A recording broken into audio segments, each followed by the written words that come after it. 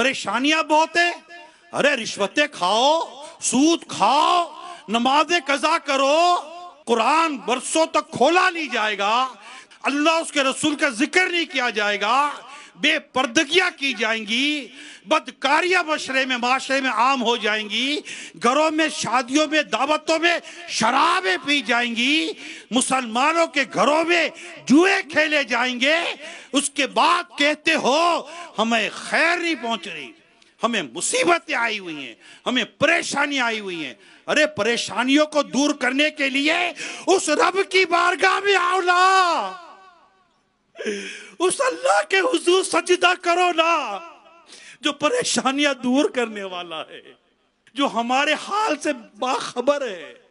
جو ہماری تکلیفوں کو دور کرنے پر قادر ہے. آئے نا سب مل کر توبہ کرے, سارا گھر بیٹھ کر اپنے رب کے حضور استغفار کرے, جو نماز قضا کرنے کی عادت ہے ان کو دور کریں,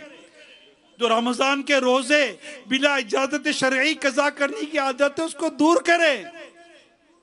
زکوٰۃ فرض ہونے کے باوجود جب لوگ زکوٰۃ نہیں دیں گے, عشر فرض ہونے کے باوجود اپنی فصلوں کا عشر نہیں دیں گے, اپنے پھلوں کی اور اپنی چیزوں کی زکوٰۃیں نہیں دیں گے, اپنے جانوروں کی زکوٰۃیں نہیں دیں گے, حج فرض ہو جانے کے باوجود جب حج نہیں کریں گے, اتنی کھل کر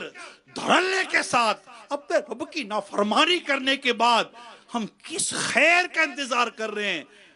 بتائیے کس خیر کا انتظار کر رہے ہیں؟ ایک علاقے کے اندر بارش نہیں ہو رہی تھی, لوگ ایک بزرگ کے پاس جاتے ہیں اور کہتے ہیں حضرت آپ اپنے کمرے میں رب کی عبادت کر رہے ہیں, ذرا باہر آئیے, آ کر دعا کیجئے اللہ باران رحمت برسا دے. حضرت کہتے ہیں تم مجھ سے باران رحمت کی دعا کروانے آئے ہو,